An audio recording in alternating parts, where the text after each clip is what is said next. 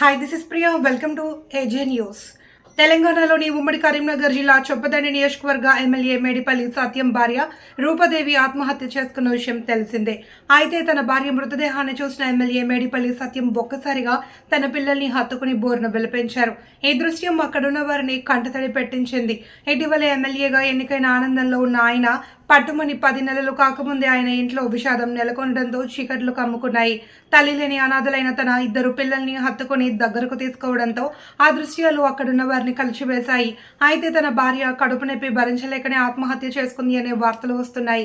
దీనిపై పోలీసులు కేసు నమోదు చేసి దర్యాప్తు చేస్తున్నారు. ఆత్మహత్యకు గల కారణాలపై అధికారిక ప్రకటన రావాల్సి ఉంది.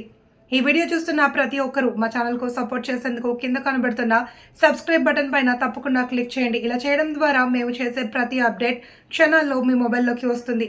ఈ వీడియో కనుక నచ్చినట్లయితే లైక్ చేయండి, షేర్ చేయడం మర్చిపోకండి. Thank you.